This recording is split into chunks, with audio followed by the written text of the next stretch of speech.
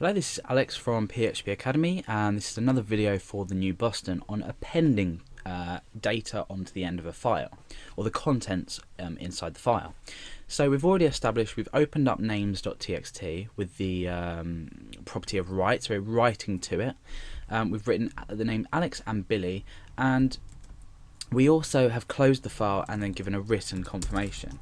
So what I'm actually going to do now is I'm going to open up the file itself. So yeah, names.txt. Now what happens if I want to add to this list? So I'm going to change this to A. Okay, now I'm going to put Stephen, that's fine, and I'm going to put Tom. So what I've done now is I've written I've already written a name. In fact, let's just get rid of that. I've already written names to this file. If we go back and have a look, refresh it, Alex and Billy.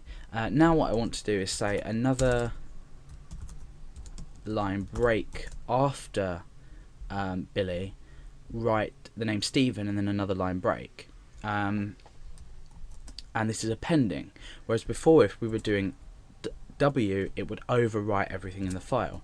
So if we use A and we go back and we click on file, we can see that it's simply added it to the end of the list. Now if we go back, I'll show you an example in case you haven't caught it. If I was to just do a W, now watch what happens when I run the file. So file.php, we go back, you can see now that we just have the name Stephen and we have that line break before that. So you can now understand the importance of using the W or the append. Now why do we have these two features? Obviously we need to at one instant we need to open up a file and write to it, and then we close it and we may never need to use it again. However, in most cases we'll be opening up a file and rewriting names to it, and I'm going to give you a real life example.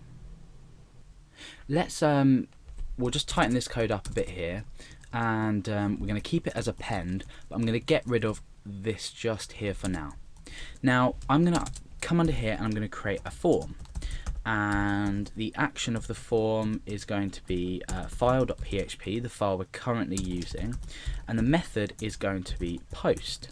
Now what I'm going to do is end the form, and I'm going to specify a form field for the user to enter a name. So name, and then input type equals text, name equals name. I'm going to break down a couple more lines, and input type equals submit, and the value of that is submit. So this is what we're displaying to the user. Okay, so let's just comment out this code for now and preview our form, and we can see what it looks like. Oh no, that's names.txt, file.php. Okay, so this is what it looks like. Let's just get rid of names.txt.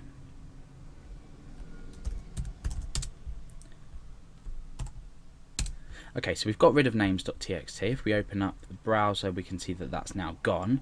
Now, what we need to do is we need to this data is automatically going to be posted, as we've seen before with file handling. So what we need to do is, before we create this, in fact we'll get rid of that altogether. What we want to do is we want to perform a check to see if this variable is set. So if name is set, remember we're posting this from here, so we're using the $_post because we've set the method to post, and we're using the isSet function to check this has been set. So if it has been set, we can specify this variable. So I'm going to say name equals $_post name. Okay, and now what we want to do is we want to say if not empty name, else, and in here we can just do an error message, please type, oh dear, type a name. Okay, so in here what we want to do now is, if the user has entered a name, we're all okay, so we can just test the functionality of this now. Click on file.php. So I'm going to type in a name, Alex. Click submit. So that's okay. If we don't type anything in, it prompts us to type a name. So this is all very well and good, but now we're inside here, what do we want to do? We want to open up a handle and we want to open names.txt. And we want to open up this to append. Now what we want to do is fwrite, and we want to write to handle. So what data do we want to write to this? We want to write name. Now we want to append on a line break, so a full backslash and n. So all the functionality of this program is we're asking the user to enter names, and every time they click submit and they submit a new name, it's going to write it to a new line in this file.